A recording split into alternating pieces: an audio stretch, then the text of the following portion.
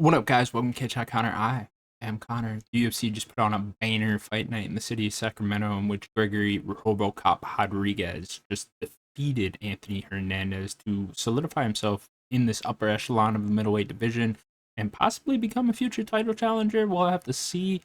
I'm going to break down the entire main card here, plus, I'm going to give you matchups for the winners of the card. We're also going to break down a couple prelims as well because I want to put a spotlight on a few of them because there were some good ones. But before we do that, though, guys, please remember to subscribe to the channel, like the video, share with your friends, your MMA homies, your grandmother. She will surely love the content. I am positive of that. All right, let's get into this bad boy here. Of course, going down in beautiful Sacramento, California. Gregory Rodriguez defeated Anthony Fluffy Hernandez via unanimous decision in a awesome fight. I thought it was great. I had a great time watching it. Great main event. I was really down on like the entire month of August for the UFC. I thought the matchups were, well, not the matchup necessarily, but the name value on a lot of these cards throughout the month of August was pretty bad, and it still is. I mean, a lot of unranked guys on a lot of cards, a lot of lower level cards throughout the month of August, I would say, to be fair. And but I gotta say, I mean, it's been very entertaining. Was this the last card of August? I think we got one more. I think next week's card in China, which is still in August. I think that's like August 29th. So still got one more for the month, and then we get into September, which has just banner cards after banner cards. Except that last one that's at the Apex, that's headlined by Ross Jr. and Honey Barcelos. But we will get there when we get there. Let's keep discussing this. Of course, Gregory Rodriguez defeated Anthony Hernandez, unanimous decision. Let's talk about the fight a little bit. Fascinating fight. First round, kind of a little bit, they were kind of both getting going a little bit. Anthony Hernandez did a lot of holding against the cage, and I thought Gregory Rodriguez took advantage of his moments when they were just standing on the feet and not up against the cage very well in the first round. A lot like what we were complaining about last weekend with Ian Gary and Islam Makhachev is, Ian Gary should go back and watch what Gregory Rodriguez did in this fight, how he was able to capitalize on moments where it was off of the cage and they were just standing and throwing strikes with each other, because Gregory Rodriguez did a great job when they were a part of really capitalizing on that and really putting the pressure on Anthony Hernandez, really putting heavy strikes on him, and those leg kicks, especially in round two. He knocked him down with 3 leg kicks in round two. I'm not saying it's as easy to defeat Islam Makhachev as it is Anthony Hernandez or anything like that, but just it just reminded me of last week with Islam versus Gary. Is like, damn, this is exactly what we wanted to see from me and Gary last weekend, and that's why he didn't win the fight, and that's why he's not the welterweight champion of the world right now. But yeah, let's get back to the leg kicks that Gregory Rodriguez was landing, because they were certainly effective. The calf kicks on Anthony Hernandez, they knocked him down 3 times, as I said, in round two.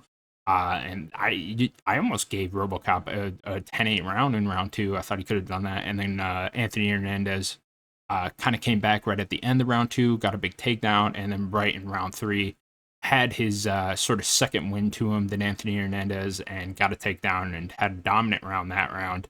And then round four, Gregory Rodriguez came back and showed us his second win, and also showed us why he's now a new and improved version than he was when he fought Jared Cannonier. You remember he lost by TKO against Jared Cannonier in the fourth round. And this time, Gregory Rodriguez was able to kind of overcome the troubles he seemed to be having. He kind of overcame slowing down as the fight was progressing, and was really able to show up and show out come round four this time. And I thought that was of note for sure, that he was able to come out of round four, have a second round, and then go on to look very impressive throughout the rest of the fight. And it just shows, man, like, guys can improve. This is why losses in MMA don't really matter, and they're very good for fighters, right? It's like these guys can now go back to the drawing board, see what's not working, and go and improve. Their coaches have something to look at, and it's easy when you're constantly winning these fights, but when you drop one, especially to a contender like Jared Cannonier was at the time, you can really go back and see what's wrong with your game and go back and try to fix it. And Gregory Rodriguez has done that, and solidified himself in the top five, top six-ish of this division. And then round five, back to the fight, much of the same. I thought Anthony Hernandez was trying his best to get the takedowns here, but he wasn't really doing much but holding. I don't think he had much left in him come round 5, and Gregory Rodriguez was landing heavier shots. Couldn't get him out of there. Didn't have enough in the gas tank to or wasn't able to find the right shot to get Fluffy out of there. But no shame in that. I mean, Fluffy's a tough guy to finish. And Gregory Rodriguez has really impressed me with this fight. Earned the unanimous decision win. I gave him rounds 1, 2, 4, and 5. I thought he won that much. I think one of the judges or two of the judges only gave him 3 rounds. I'm curious to see what the second round is. You get the Fluffy. I guess maybe the 5th. Maybe even the first. I suppose you could argue for Fluffy, although I don't really think he was doing enough to win the first. And I thought Robocop was definitely landing the more significant strikes. But whatever, it doesn't matter. The right guy won at the end of the day. For Gregory Rodriguez next, what do we want to do here? I mean, coming off that big win over his over Bruno Ferreira in the rematch with Bruno Ferreira, which was a fight he'd lost the first time. And then before that, sent Jack Hermanson into the Shadow Realm. So on a good streak. I believe he's on a 4-fight win streak right now since that aforementioned loss to Jared Cannonier. For Gregory Rodriguez, I'm going to suggest Brendan Allen. I know he called out DDP, and I quite like that fight as well. I'm very curious to see what they do with middleweight. If you guys remember my video a couple weeks back and where I matched up all the top 15 middleweights, this wasn't the fight I was suggesting for Gregory Rodriguez. I was suggesting Gregory Rodriguez, or the winner of Gregory Rodriguez versus Anthony Hernandez, to fight Christian Leroy Duncan. Of course, Gregory Rodriguez already has a win over Christian Leroy Duncan, and I feel like it's kind of, now that I'm thinking about it, it's kind of unfair to make him fight back in the rankings after an awesome fight in a main event that he had last night. So I think he should be pushed forward a little bit. But the way things are shaking out in middleweight here, I kind of think that they will end up going this direction because for whatever fucking reason, it seems like we might be getting a rematch of Sean Strickland and Hamza Chimaev, which God only knows why the UFC would do that. I mean, I know why, because of the numbers, because they will get more views than Sean Strickland versus Nasruddin Imavov, but I have zero fucking interest in seeing that fight again, especially after them making up and saying their whole beef was fake immediately after the fight. And that fight kind of fucking sucked anyway, so I have no interest in seeing Sean Strickland versus Hamza Chimaev too, but it kind of seems like that's the direction the UFC is heading. Which I think would then lead logically to Dricus du Plessis versus Nasruddin Imavov for like a true number 1 contender fight. That's kind of leaving Brendan Allen and Gregory Rodriguez out in the cold, so they might as well just fight each other. So I think that's the direction to go. These two have actually surprisingly never fought each other, even though they've both been around quite a while. So yeah, I think that's a fantastic fight. You could definitely headline a fight night with that. Throw them in the Apex. That's what they'll probably end up doing for a main event.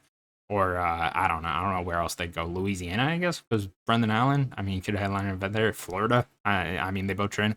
You know what? Now that I'm fucking thinking about it, these two train together, don't they? They both are out of the Black Zillions camp, which is no longer called Black Zillions. I can't remember the whatever the fuck they call it these days. But I think they both train in the same camp, so that might cause a problem. But I'm sure guys out of the same training camp have fought each other before, so they could probably work around it. And I mean, shit, it'd be a fantastic fight, so they'll have to get over that. For Fluffy next, tough loss, but I still think he can rebound. He's still only 30 years old, so quite young still. I mean, not the youngest, obviously, but, in his athletic prime, so he can still rebuild from this. 2 losses in a row, though. First time in his career, I believe that's happened, so tough one. But for Anthony Hernandez next, now I am going to suggest Christian Leroy Duncan for him. Typically, the UFC don't match up guys coming off a win and guys coming off a loss with each other, but I think it makes sense in this case, especially with so many middleweights leaving for light heavyweight, which we're going to talk about in a minute with Reiner de Ritter. And then, of course, a lot of light heavyweights moving to heavyweight, which we'll talk about in the co-main event as well. But yeah, I think we're going to need to get some fresh blood into the top 10 of the middleweight division. And I think Christian Leroy Duncan's ranked like 10 right now, 10 or 11 or something like that. I can't even tell anymore because they do the stupid fucking media rankings and then the meta rankings. And UFC loves to use both of them, as they showed on the broadcast last night. So whatever. Christian Leroy Duncan, Anthony Hernandez is the fight I'm suggesting us. This will also test CLD's takedown defense and his wrestling ability, which I think is a test he's going to need to pass at some point if he's ever going to get into a title shot conversation. In the co-main event, Vitor Petrino defeated Sergey Spivak via unanimous decision. unanimous decision, excuse me, in a fight that I sure shit the UFC is regretting putting as a co-main event when there's so many other options to put as a co-main event. You guys put the worst fight of the night as the co-main when you guys could have went with like anything else as the co-main, and it would have been better. But whatever. They're certainly probably trying to make something out of Vitor Petrino because he just looks the part of a heavyweight, right? Like this dude's fucking jacked, he's huge. Could put him on a poster to help sell fights, and whatever. He's in the top 6 now. However boring the fight was, I'm surprised he was the one pushing the wrestling. I was picking Sergey Spivak getting into this fight. I thought he was just gonna kind of push Vitor against the cage and kind of hold him there, get some takedowns throughout the fight, and he would have won like that. But it ended up being Vitor Petrino that did exactly that. He was just kind of more output out of Petrino in the first round, and then the second and third round, he was able to use his wrestling, get Sergey to the ground. Yeah, very boring fight. Not like extremely boring or anything. Wasn't the worst fight ever, but not a great fight for the co-main event. Petrino also coming off that win over Stephen Asplin, which is, I mean, now you got to start questioning with this guy in the top 6. Stephen Asplin almost won that fight. How good is Stephen Asplin? Like, can we get Stephen Asplin into the top 10? That'd be way more interesting than Vitor Petrino. But nonetheless, he's here. He's on like a 4-fight win streak at the heavyweight division in the top 6 now. So he's lined up for a big fight. So I'm going to suggest Sergey Pavlovich for Vitor Petrino next. Sergey Pavlovich coming off that win over Taliesin Teixeira. I believe he's riding a 3-fight win streak since that loss to Alexander Volkov. And I think this makes sense. It's a fun fight too, just considering they're two big guys. Vitor Petrino, I don't actually believe is like a top 10 best heavyweight in the world. I mean, he might be because the heavyweight division just fucking sucks, but I don't know. I think Pavlovich probably starches him here. But nonetheless, fun fight to set up, and it could, again, you could headline an Apex event with this, or do it somewhere in Europe or some shit, Brazil. I don't know. Do a fight night wherever, and have these two on the card. That'd be fun. In your next fight, Reiner de Ritter defeated Roman Dolidze via TKO round 1. This was Reiner de Ritter's debut at light heavyweight for the UFC, and he looked absolutely fantastic. Now, Roman Dolidze, not a true light heavyweight. I'd imagine he'll go back down to middleweight after this. I don't know what the fuck the game plan was for Roman Dolidze here. Not immediately, but I don't know, about 20 seconds into the fight, he pulls guard, tries to go for a leg lock. I don't know why he assumed he could get that on Reiner de Ritter, considering how good Reiner de Ritter is on the ground. But nonetheless, that's what he did. Very stupid game plan out of Dolidze, and he paid the price for it. That's for sure. Reiner de Ritter just kind of rode on top of him the entire time, was able to land a lot of ground and pound, and then eventually ended up getting him out. Started landing big ground and pound. The ref had no choice but to stop the fight. Great win for Reiner de Ritter. Now, it's very funny with all the middleweights that are going up to light heavyweight. You got Paulo Costa and Robert Whitaker, who are both now in the rankings at light heavyweight. And it's funny because, I mean, Paulo Costa ended up lucking out with the matchmaking because he got Azamat Murzakanov in his light heavyweight debut. Or not his debut, he fought a light heavyweight before, but he got Azamat Murzakanov for his light heavyweight fight, who was ranked like 6 at the time, ended up winning that. Now he's in the top 6 and rumored to be fighting Yuri Prohaska for the interim title.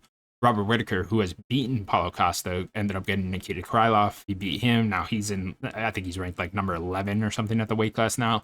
And then Reiner de Ritter doesn't get a ranked opponent at all at light heavyweight. He gets Roman Dolidze, wins that, but he, of course, has beaten Robert Whitaker. All I'm trying to say here is I think Reiner de Ritter beats both these guys again, and I think Robert Whitaker beats Paulo Costa.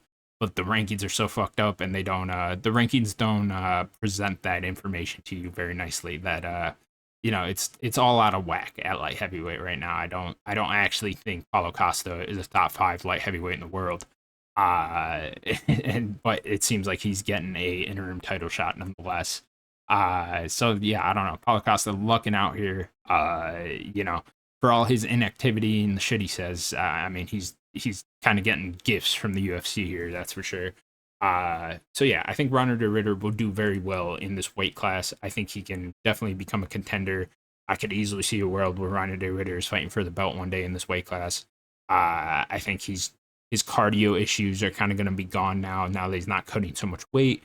And I think his style is very good for this weight class when he kind of gets guys in the clinch a lot, pushes them up against the fence a lot, does a lot of does a lot of good work with his dirty boxing. Of course, we all remember the knees with Bo Nickel and stuff like that. I think Reiner de Ritter can go very far in this division. So I'm going to suggest Reiner de Ritter versus Jan Blachowicz next. And I think Jan Blachowicz is currently ranked like number 9 at the light heavyweight division. And this is a fun fight to set up. It'll be Netherlands versus Poland. Throw this somewhere in Europe on a fight night. That's a very fun fight. Good like co-main event for a European fight night at some point down the line. That is if Jan Blachowicz is gonna insist on keep on. Uh, if he's gonna insist on not retiring, I think it's a fun fight to set up. I do think Jan Blachowicz should retire though, or he should at least very much consider it. His team should be pushing for that. 42 years old, man, and like you really shouldn't be fighting anymore. But if he is, I think this is a good fight to set up. In your next fight, Michael Medeiros defeated Mason Jones via TKO round 2. Awesome fight here. The first round, a lot of forward pressure from Mason Jones. Again, they were both trading leg kicks, a lot of fun calf kicks for this fight night. And then second round, Markel Medeiros ends up using Mason Jones' heavy pressure against him, and Mason Jones ends up running right into those big elbows from Medeiros, and he ends up getting wobbled for one of them, and then Markel Medeiros just kind of kept spamming it, and it was working like a charm. And then he eventually rocks him with another elbow, gets him up against the cage, and just starts swarming him. Rocks him with a nasty left hook, and that was enough for the ref. Gets a rare standing TKO, which is fun to see. But as you can see just from this picture, I mean, Mason Jones was completely out. Good win for Markel Medeiros after that draw he had with Chris Padilla, who also picked up a big win last night over Nasrat Hasparas with an arm triangle. So these guys are kind of neck and neck, Padilla and Markel Medeiros, especially after they had a draw. They're kind of neck and neck as guys that are potentially closing in on the top 15 in this lightweight division, which is a very hard division to crack into the rankings. Probably the hardest division to get into the rankings for. It's tough, man. Lightweight is fucking stacked. It's the best division in the UFC for a reason. And Markel Medeiros with 2 smart callouts, I think, in his post-fight interview, calls up Anil Dariush, calls out Chris Duncan. I don't know if he'll get Dariush, because Dariush is very valuable because he has that ranking. I think he's still ranked like number 14, 15 or something like that. So I don't think he's going to quite get that one, but I do like the Chris Duncan one, and I say you give it to him. You put on an awesome performance like that, get a really tough guy like Mason Jones out of there.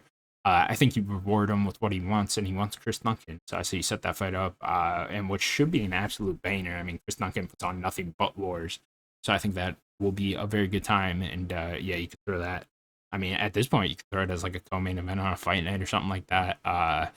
Hard to crack out into the I don't know, the knowledge of the MMA fan base for a guy like Markel Medeiros in this lightweight division, because there's just so many. I mean, you got guys like Chris Duncan, Esteban Ribovich, Bobby Green is even out there, Terrence McKinney, all those type of guys who put on fight of the night kind of performances every time they're out there. It's hard to stay in the minds of MMA fans at this lightweight division, but I think Marco Medeiros is doing a good job, and certainly with performances like that, he should become a star fairly soon. So, calls out Chris Duncan, give it to him. I like that fight.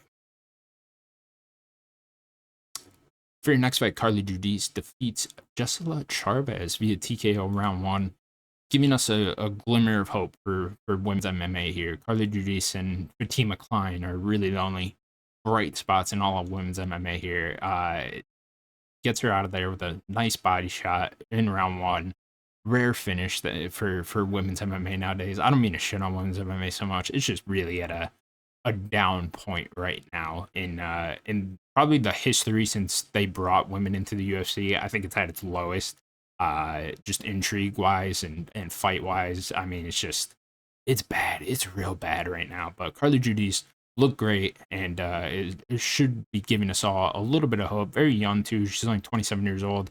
4th fight in a row in the UFC since her split decision loss in her UFC debut. I forget who that was against, but I think she also lost a split decision in the Contender Series, but she ended up getting given a contract there, and then she got screwed over in her debut as well. So Carly Judice could be undefeated. I think her record is 7-2. She could be 9-0. I mean, with those two split decision losses, if the judges would have gone her way. But nonetheless, here we are, 4-fight win streak. Got to get her into the rankings now.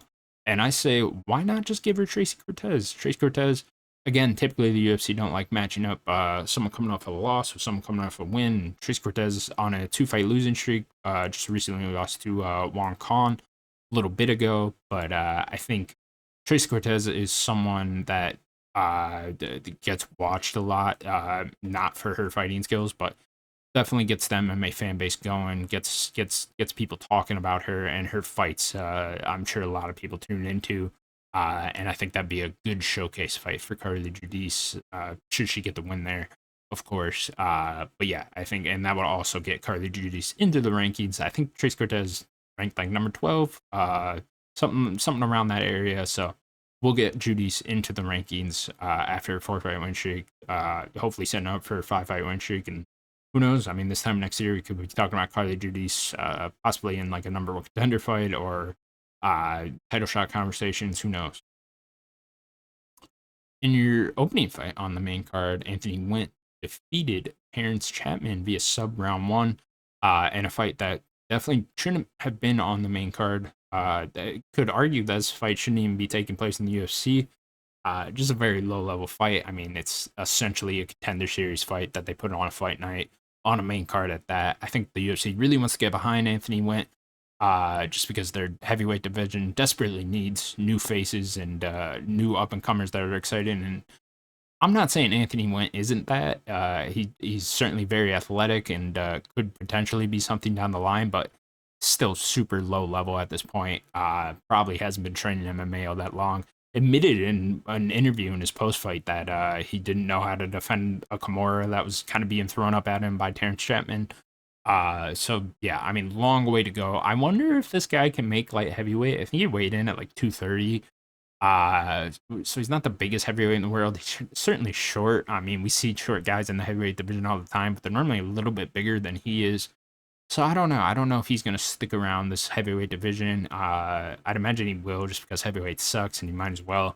You'll probably have an easier time getting to high level fights at heavyweight than you would at light heavyweight. But I don't know. I don't even know who they give him next. I don't have a good suggestion for you guys, because this is some low level shit. Let's talk about some high level MMA. The highest level MMA has to offer, at least heavyweight MMA has to offer. And that is, of course, Shamil Gaziev defeating Kennedy Nzechukwu via KO round one. Shamil Gaziev, the GOAT, getting Kennedy out of there in round one. Very easy. Another very low IQ game plan from a guy in Kennedy Nzechukwu, who just kept his hands down for the entire like minute and a half that this fight lasted, and ended up getting bopped on the head real bad and knocked out brutally. One punch power from Shamil Gaziev. Yeah, brutal, man. Brutal for Kennedy. Shamil Gaziev proving that he is the number one heavyweight in the world once again. I mean, where do you go with this guy? There's only a small handful of options that you could even do with Shamil Gaziev, right? I mean, you're looking at Cyril Gane, you're looking at Tom Aspinall, you're looking at Alex Pereira. That's really the only guys you could possibly match up with Shamil Gaziev at this point in his career, because I think everyone else would be too scared to fight him. I'm going to suggest Shamil Gaziev versus John Jones to really decide who the GOAT is in MMA. I think it's about time. I think John Jones needs to stop being scared, and he needs to step up to the plate and fight a guy like Shamil Gaziev to prove that he really is the greatest of all time. If he continues to duck Shamil Gaziev, then I say we just give Gaziev the crown and declare him the GOAT. For our post-fight rating here, what do we want to do, guys? I mean, here goes a look at our post-fight ratings for all the cards for the first half of the year. I was really down on the Sterling Zalal card, wasn't I? Give that shit a 4.9. God damn. I don't even remember what that card was. First half of the year was pretty decent. Of course, it got really good when we got the White House card. For this card, very good card. Very good fight night. I don't think it was quite as good as the Serbia card we got a few weeks back, but it was still a very good card nonetheless. Gonna give it an 8.3 for this one. Solid fight night. On par with UFC 329, which, why did I give that one so low? Oh, I gave it so low because the main event was fucking trash with McGregor breaking his leg in 10 seconds. But yeah, UFC Fight Night, Rodriguez versus Hernandez gets an 8.3 from me, and I quite enjoyed it. Going to China next week, I believe the UFC is with Usman Magomedov and Sun Yudong. Should be an interesting fight. Hate the start time. Fucking hate it when we have out of time start times. Annoying as shit. Don't want to wake up that early, but nonetheless, honestly, I'll probably just stay up and watch it. That's how late I go to bed. But nonetheless, good card, good rating for this card. Solid work from the UFC in the month of August, even though the cards didn't really have the name value. Like I said, I think September, we're going to turn things around here. The Paris card's awesome. UFC Noche is awesome. UFC 331 is awesome. So I'm very much looking forward to getting out of this month and getting in some really good cards. And yeah, they should have a pretty stacked back half of the year here, or whatever you want to call the fall period. I'd imagine MSG's coming up. Abu Dhabi's fucking stacked with UFC 333. 332. I'm actually gonna make a video on UFC 332 because I want to kind of theorize on what's going on with at main event because they still haven't announced it, even though tickets are on sale already, and it's really not that far away. We're only like 6 weeks out from it or whatever at this point. So be on the lookout for that one, guys. Remember to subscribe to the channel, like the video. Let me know in the comments below what you guys thought of the card and what cards you're most looking forward to for the rest of the year. I'll catch you guys in the next one. Bye bye.